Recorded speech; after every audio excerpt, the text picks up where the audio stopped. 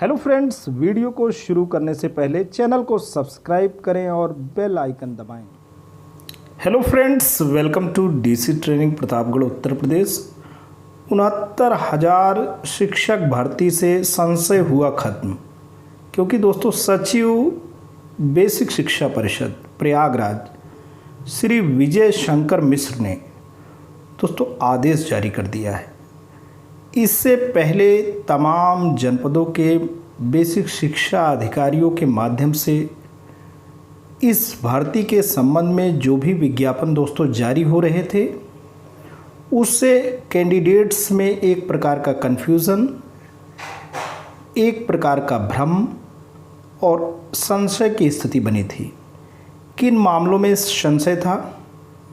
कहीं पे ये लिखा होता था कि जाति प्रमाण पत्र आवेदन, यानी जब भी आप अध्यापक भर्ती परीक्षा में आवेदन किए हैं उससे पहले का होना चाहिए। कहीं पे ये बात लिखी होती थी कि निवास प्रमाण पत्र आवेदन से पहले का होना चाहिए। ऐसे ही तमाम बातें थी। अभ्यर्थी परेशान, अभ्यर्थी आपस में बातें करके तो कहीं यूट्यूब चैनल के माध्यम से अपनी जिज्ञासा का शमन करते, तो भी उनके मन में एक प्रकार का भय, एक प्रकार से उनके मन में भ्रम की स्थिति थी, भय की स्थिति थी और एक दिशा निर्देश का अभाव था। और कैसा दिशा निर्देश? एक यूनिफॉर्म डायरेक्शन, एक ऐसा डायरेक्शन जिसमें सारे कैंडिडेट्स को 75 डिस्ट्रिक्ट्स के संबंध में एक परसेप्शन, एक समग्र परसेप्शन हो सके, एक समूचा प्रत्यक्षीकरण हो सके, वो जान सकें कि सही गाइडलाइन क्या है। तो दोस्तों सचिव बेसिक शिक्षा श्री विजय शंकर मिश्रा ने पूरे के पूरे प्रकरण को गंभीरता से लेते हुए एकदम क्लियर कर दिया। आते हैं, देखते हैं कि इनके शासनादेश में वो कौन सी महत्वपूर्ण बातें हैं जो अभ्यर्थियों को राहत पहुंचाने वाली हैं।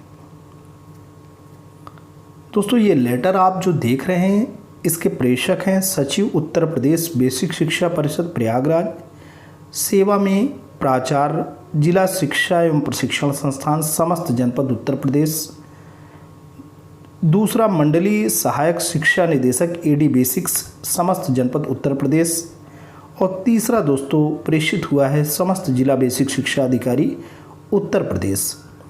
इसका पत्रांक आप देख सकते हैं। पत्रांक बेसिक शिक्षा परिषद 1323-1570 और दिनांक जो जारी हुआ है 29 मई 2020 को। विषय है इसका उत्तर प्रदेश बेसिक शिक्षा परिषद द्वारा संचालित परिषदीय प्राथमिक विद्यालयों में सहायक अध्यापकों की भर्ती हेतु आयोजित सहायक अध्यापक भर्ती परीक्षा 2019 में उत्तीर्ण अभ्यर्थियों की नियुक्ति के संबंध में। महोदय कृपया उपर्युक्त विषयक शासनादेश संख्या 344/5-2020 दिनांक 13 मई 2020, शासनादेश संख्या 355/68-5-2020 दिनांक 16 मई 2020 एवं शासनादेश संख्या 391/68-5-2020 दिनांक 26 मई 2020 का संदर्भ ग्रहण करने का कष्ट करें, जिसके द्वारा सहायक अध्यापक भर्ती परीक्षा 2019 में उत्तीर्ण 1,46,060 अभ्यर्थियों से 69,000 सहायक अध्यापक के पदों पर चयन या नियुक्ति हेतु दिए गए निर्देश के अनुपालन में दिनांक 18 मई 2020 से 28 मई 2020 रात्रि 12 बजे तक ऑनलाइन आवेदन पत्र वेबसाइट https://upbasiceducationboard.gov.in पर प्राप्त किए गए। उक्त के संबंध में जनपद स्तर पर सहायक अध्यापकों के नियुक्ति संबंधी कार्यवाही निम्नवत संपादित की जानी है। अब कार्यवाही कैसे संपादित की जानी? पहला बिंदु बहुत ही ज़्यादा लोगों के संशय को खत्म करने वाला है दोस्तों। पहला बिंदु ये कहता है कि 69,000 सहायक अध्यापकों के पदों पर चयन या नियुक्ति या काउंसलिंग हेतु सचिव उत्तर प्रदेश बेसिक शिक्षा परिषद प्रयागराज द्वारा समन्वित विज्ञप्ति का प्रकाशन दिनांक 17 मई 2020 को कराया गया है। इस संबंध में जनपद स्तर से किसी विज्ञप्ति का प्रकाशन नहीं कराया जाएगा। बड़ी बात यह है कि आप कहते हैं कि एक हमारी समन्वित एक कोऑर्डिनेटेड एक हमारी विज्ञप्ति प्रकाशित हो चुकी है 17 मई को ही। तो जनपद स्तर पे किसी विज्ञप्ति का प्रकाशन नहीं कराया जाएगा, चूँकि विज्ञप्तियाँ प्रकाशित हो रही हैं। किसी जनपद में कोई टर्म्स एंड कंडीशन है, किसी जनपद में दूसरे कोई टर्म्स एंड कंडीशन है, तो अभ्यर्थी परेशान है, हालाकान एक मचा हुआ है कि यहाँ ये मांगा जा रहा है, फलाने जनपद में ये मांगा जा रहा है। तो एक प्रकार से भ्रम की स्थिति हो रही थी और उन्होंने क्लियर कर दिया कि जनपद स्तर से किसी विज्ञप्ति का प्रकाशन नहीं कराया जाएगा। दूसरा बिंदु ये कहता है कि अभ्यर्थियों द्वारा मात्र एक ऑनलाइन आवेदन पत्र भरा गया है, जिसमें अभ्यर्थी द्वारा प्रदेश के 75 जनपदों का स्वयं द्वारा वरीयता क्रम का निर्धारण किया गया है। अभ्यर्थी अपने गुणांक या भारांक एवं वरीयता एवं जनपद हेतु निर्धारित रिक्तियों के अनुरूप आवंटित जनपद की काउंसलिंग में दिनांक 3 जून से 6 जून को प्रतिभाग कर सकेगा। समस्त वांछित अभिलेखों एवं निर्धारित प्रक्रिया अनुसार आहर पाए जाने के उपरांत अभ्यर्थी को उसी जनपद में नियुक्ति प्रदान की जाएगी। ओके, आते हैं तीसरे बिंदु पे। अभ्यर्थी के द्वारा भरे गए विकल्प उसके गुणांक, भारांक एवं जनपद हेतु निर्धारित रिक्तियों के प्रति NIC लखनऊ द्वारा तैयार की गई जनपदवार चयन सूची परिषद कार्यालय के माध्यम से समस्त जिला बेसिक शिक्षा अधिकारियों को अग्रेतर कार्रवाई हेतु उपलब्ध कराई जाएगी। तो दोस्तों, ये जो NIC लखनऊ है वो उत्तर प्रदेश के जो 75 जनपद हैं वहाँ क्या करेगा, वो सूची को जो कैंडिडेट्स जिन जनपदों में भरे हैं NIC लखनऊ समस्त जिला बेसिक शिक्षा अधिकारियों को वो सूची आगे की कार्रवाई हेतु उपलब्ध कराएगा। चौथा बिंदु कहता है सहायक अध्यापकों के 69,000 पदों पर चयन या नियुक्ति की कार्रवाई उत्तर प्रदेश बेसिक शिक्षा अध्यापक सेवा नियमावली 1981 अद्यतन संशोधित में गठित जनपदीय चयन समिति द्वारा तथा विद्यालयों में पदस्थापन की कार्यवाही अध्यापक तैनाती नियमावली 2008 अद्यतन यथा संशोधित में उल्लिखित प्रावधानों के अनुरूप नियमानुसार संपादित की जाएगी। पांचवा बिंदु ये कहता है कि जनपदीय चयन समिति चयन सूची में सम्मिलित अभ्यर्थियों के शैक्षिक एवं अन्य अभिलेखों की जांच कर आहर पाए जाने की दशा में ही परिषदीय विद्यालयों में सहायक अध्यापक पद पर नियुक्ति प्रदान करने की कार्यवाही करेगी। आगे चलते हैं दोस्तों, 5 बिंदु हो गए आपके। अब छठा बिंदु ये कहता है कि अभ्यर्थियों के ऑनलाइन आवेदन पत्र में भरी गई प्रविष्टियों, शैक्षिक अन्य अभिलेखों की जांच हेतु दिनांक 3 जून 2020 से दिनांक 6 जून 2020 के मध्य काउंसलिंग का आयोजन एवं नियुक्ति पत्र निर्गत किया जाएगा।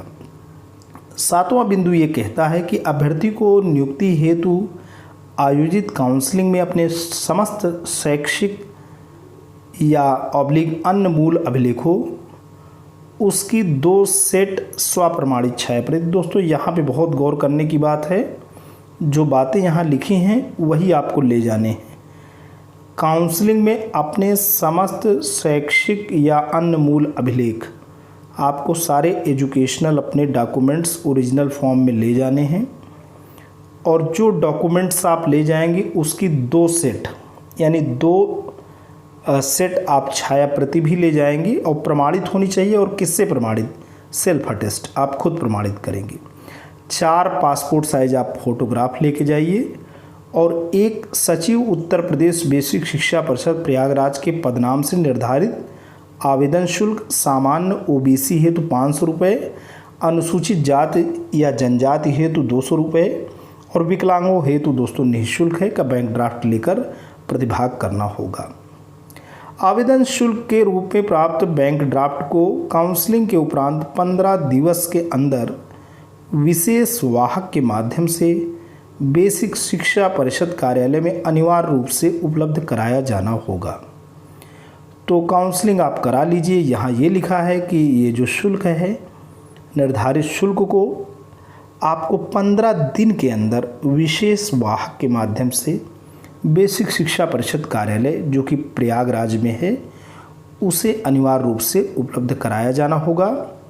फिर आगे दोस्तों है 8वां बिंदु, शासन द्वारा लिए गए निर्णय के क्रम में अभ्यर्थी द्वारा काउंसलिंग के समय 100 रुपये के नोटरी शपथ पत्र पर इस आशय की घोषणा करनी होगी कि उसके द्वारा ऑनलाइन आवेदन पत्र में भरी गई समस्त सूचनाएं मूल शैक्षिक एवं अन्य अभिलेख पूर्णतया सही हैं तथा वह जनपद में नियुक्त होने को उपरांत अंतर जनपदीय स्थानांतरण की मांग नहीं करेगा।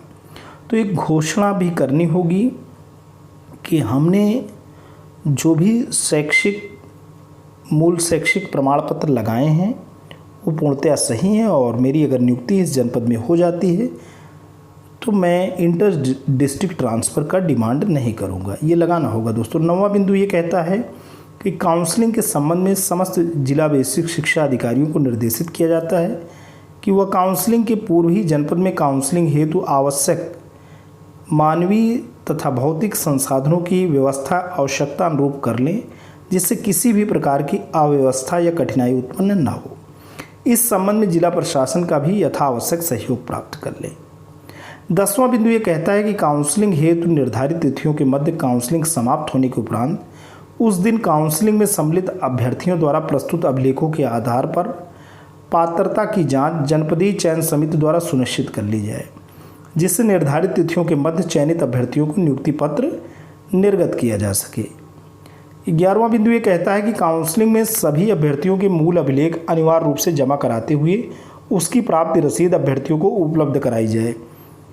नियुक्ति पत्र निर्गत होने के उपरांत सभी अभ्यर्थियों के शैक्षिक या अन्य अभिलेखों के सत्यापन की कार्यवाही तथा जनपद के मेडिकल बोर्ड द्वारा स्वास्थ्य परीक्षण अनिवार्य रूप से प्रथम वेतन भुगतान के पहले करा लिया जाए, अन्यथा किसी अभ्यर्थी के शैक्षिक अभिलेख फर्जी या कूट रचित पाए जाने का संपूर्ण उत्तरदायित्व जनपदीय चयन समिति का होगा।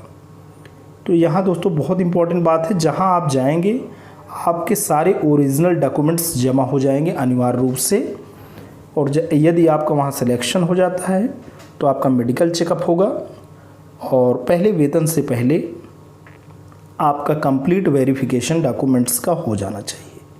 12वां बिंदु ये कहता है कि काउंसलिंग प्रक्रिया में अभ्यर्थियों के शैक्षिक व अन्य अभिलेखों की जांच करते हुए यह विशेष रूप से ध्यान रखा जाए कि वे निर्धारित शैक्षिक या प्रशिक्षण अर्हता आयु प्राथमिक स्तरीय टीटी या सीटीटी परीक्षा, सहायक अध्यापक भर्ती परीक्षा एवं शिक्षा मित्रकों के कार्यानुभव हेतु प्रदान किए गए अधिकतम 25 अंकों के भारांक के संबंध में यह ज्ञात कर लिया जाए कि वह परिषदीय विद्यालय में कार्य करने की अवधि का आकलन इत्यादि की शर्तों को पूर्ण करते हों।